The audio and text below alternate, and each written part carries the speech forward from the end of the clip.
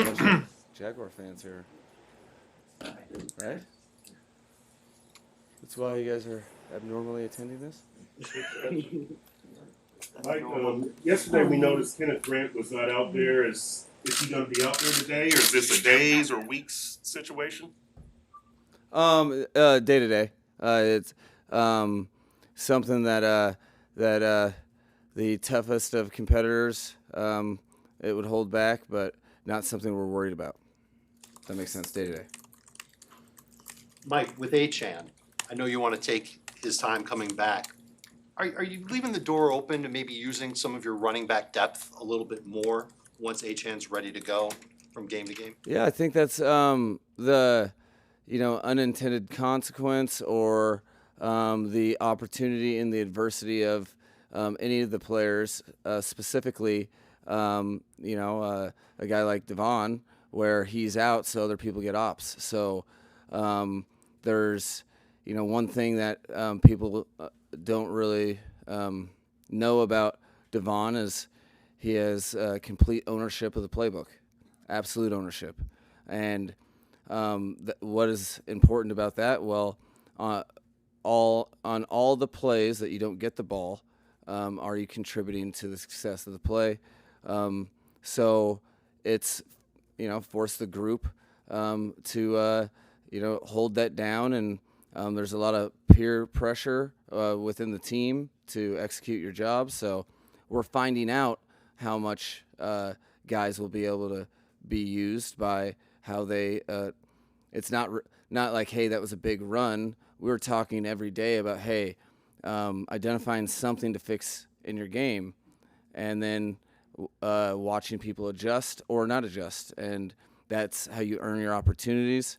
That I think what you're looking for, I think the room's looking for, and they're trying to earn right now in front of their teammates, so that ultimately dispersion of the football is the most powerful weapon you can do against any defense. So whether that's using or changing running backs and keeping them fresh, or distributing it among all other four eligibles on each offensive play, that's what we're looking for. We want a team not to know how we're going to attack them and utilize their weaknesses to our strengths.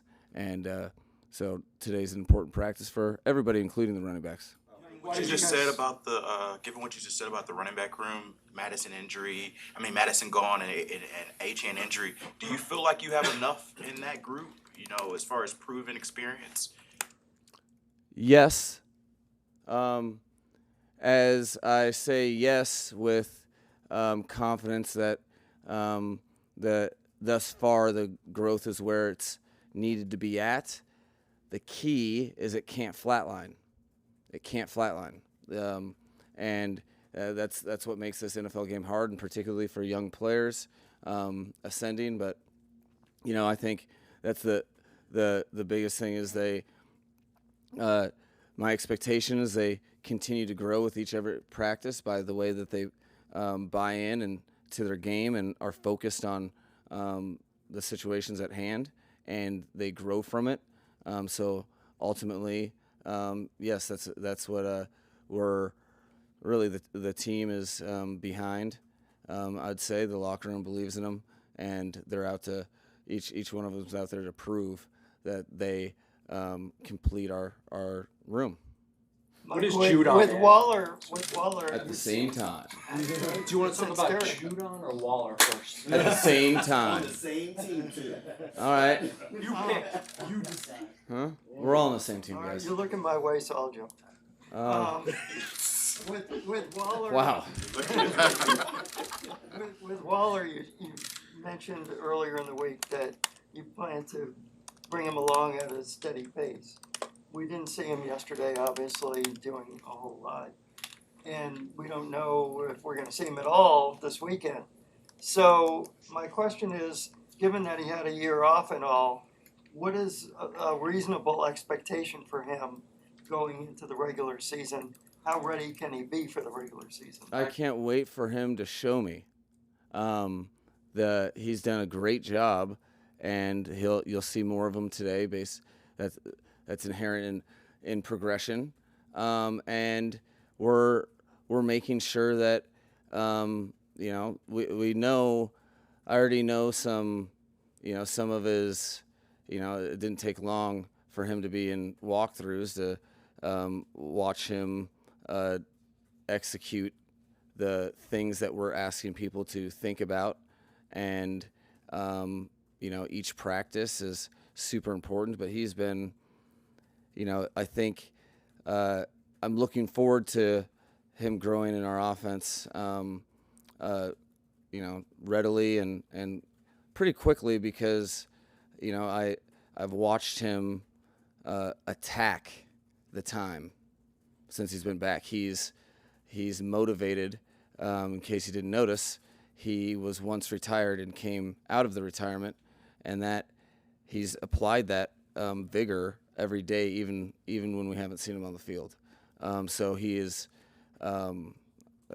very prepared for each rep, and there's not a ton of time, but there is a ton of time, if that makes sense, because every moment will be of usage and of value, because he's not going unprepared to any assignment that he has. He knows what he has, and that's monumental. Just think about a guy going to the line of scrimmage, hearing a play, and not knowing what he has to do, and then busting that play, and then figuring out what his responsibility is after practice.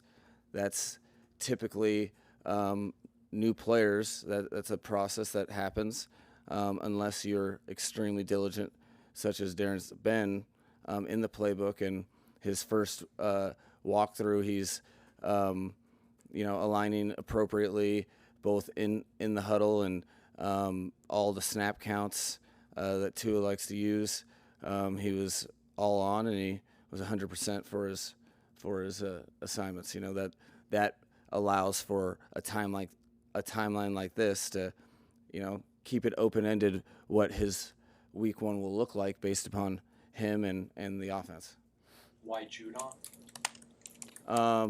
Because he's a dog. Have you talked to him? He told me. But that visit went well. You're always looking to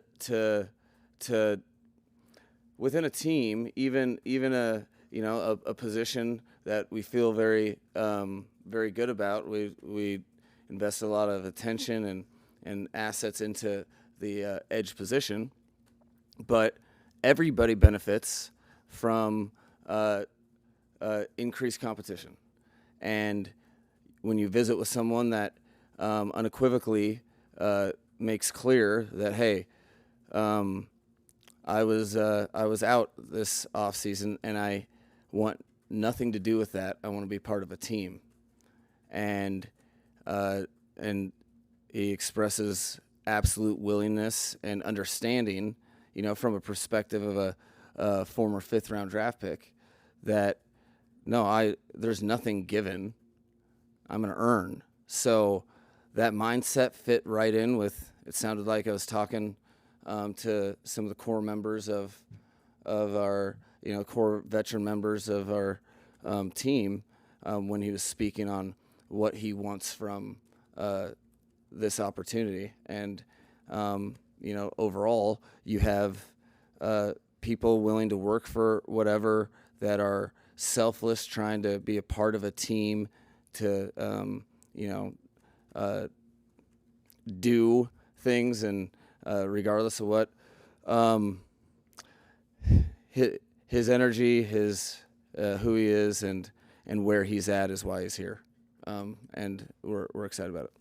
You already had what we thought was a very crowded edge rusher room, where there's a lot of young talent you're going to have to make some tough decisions. How does adding Judon impact the Bo Kamaras, the Cameron Goods, the Derek McClendons, the Grayson Murphys? Yeah, well, based upon yesterday's practice, which was, from a coaching perspective, we thought was probably the best practice that the edge group has had in a very productive,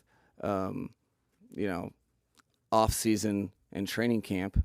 I think that's why you do something like that, because it's about the team being the very best it can be, and when you inject more competition, you get to see everything about who you've been dealing with, who they are, how they respond.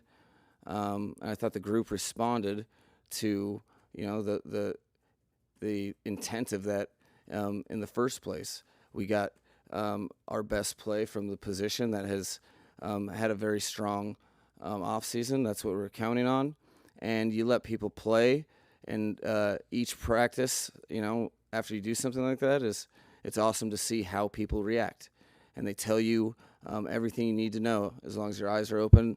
And for us, that we're very connected in what we're asking the players to do and what they need to work on. And we're very connected as a coaching staff, so we stay on top of that. So it impacts them in a positive way or a negative way based upon what they decide.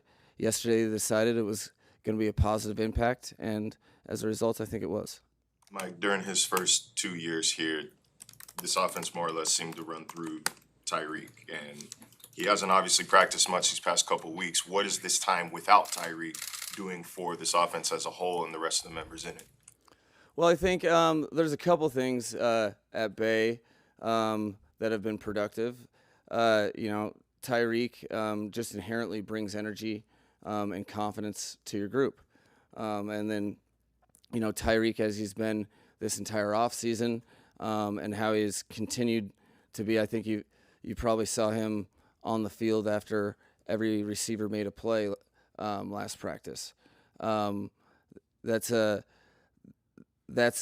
good thing for the offense to have to work through, not having that energy and that extra bit of confidence that he naturally brings, and that's a good thing to work through. Particularly, you go through 3 different teams of joint practices, this being the third, and go on a Midwest trip. The overall group had to fight some battles in competitive situations, and they had to be their own voice.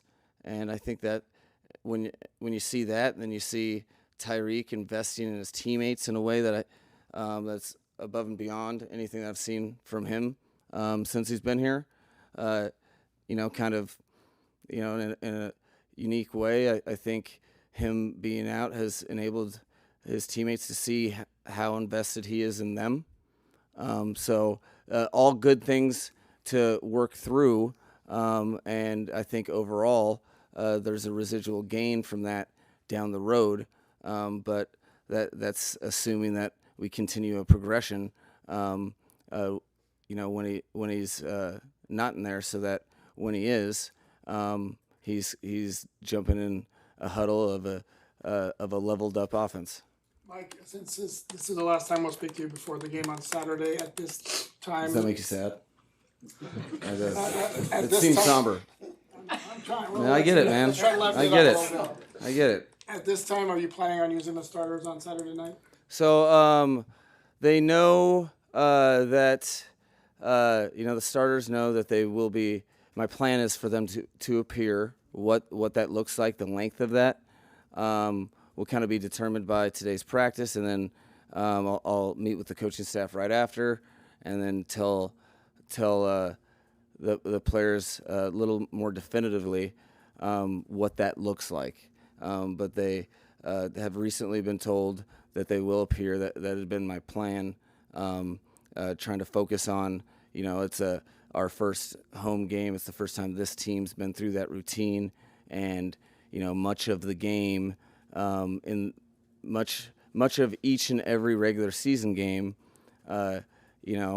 the success or failure is determined about the process of going from practice to a game, and you can't. Those reps are invaluable. So that's where my priority goes. I want guys to. There's been a lot of technique growth. Preseason's like practice to me. I'm not looking for results as much as I want to see the growth in their game transfer from a technique and fundamental standpoint, and I want to see guys play together and get the last juice jitterbugs out before we get real in a couple weeks. What's the status of Kendall Sheffield, and will we see him today? I don't anticipate seeing him today. It would be several days, maybe week. It's kind of right in that middle ground as we're addressing his soft tissue injury. So it's very important to see, that progress, and which I know he's diligently working on. Coach, you were in Liam Cohen's situation 4 years ago, an offensive-minded coach getting his first head coaching job. Do you expect him to ask for advice, or when you were the younger guy, do you ask advice for someone in your situation and vice versa? Yeah, I'm just like, oh, you young kids with your inexperience. There's always valuable stuff talking to any head coach, particularly one, for me that's a rep for me that feels ages ago, but not that long ago, if that makes sense. So being able to put myself in his shoes, it's helpful. I think you pay it forward.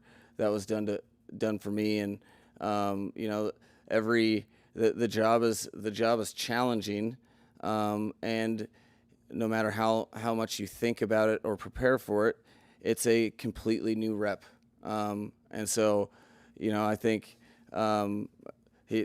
my relationship and experience with Liam is that that when he got the job, I wasn't surprised. I was assuming he was going to get one at some point in time in the near future. And I think in talking to him briefly before these joints, I think I was right. He can handle the noise. It's a lot, but I think he's very passionate about his job, and I think Jacksonville should be happy to have him. Who is your Grim Reaper, and how does he get that job? Grim Reaper. It's here with the Dolphins, we don't just put that weight on one person's shoulders.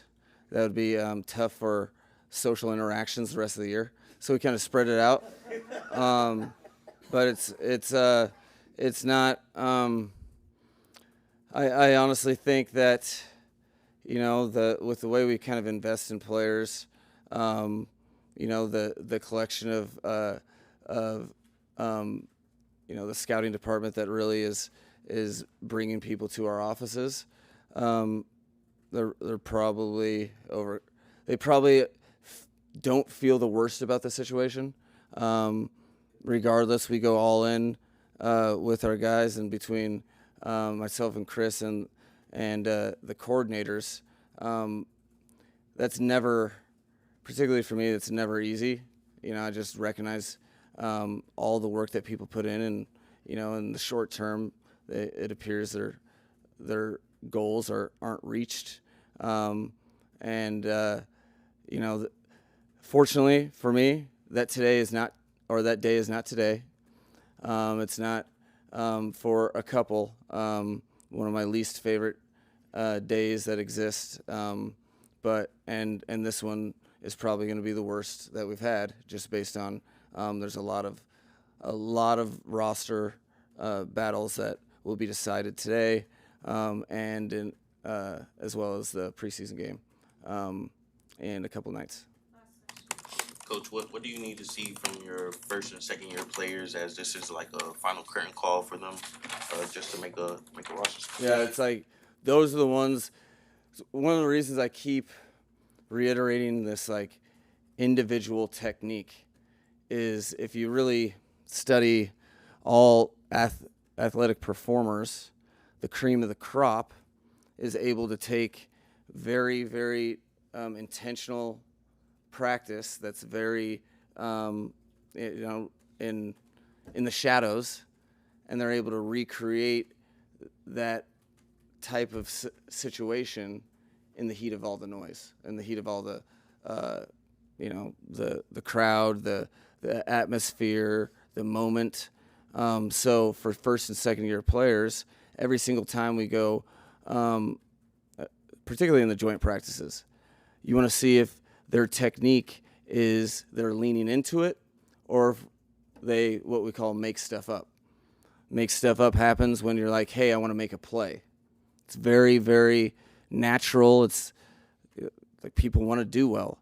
But the way to make the play is not by wishing you'd make the play. It's about focusing on the things within your position, specific skills that get you the opportunity to make the play. So if you're a route runner, it's your release and how you come off the ball. If you're a blocker, it's aiming point, footwork, balance, and you're a linebacker, keys, and not crossing over, destructing blocks, all these things that we talk about at length and nauseum. That is our professional craft. I want to see in a competitive setting where things are turned up a little bit. And I think one of the things that we discussed many times in the spring was where our focus was with this particular rookie class, and how they needed to be the type of people that are prepared for that kind of adjustment, where there's a lot of times in football, especially these guys, that they don't have to really mentally strain that much or rely upon trained technique and fundamentals, simply because they're outclassing the rest of the field.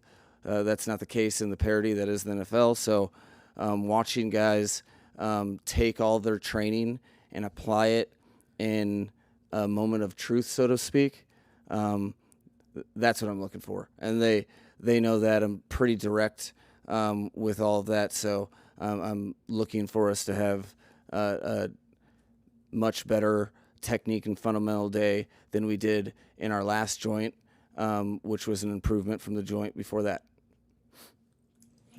Thank you.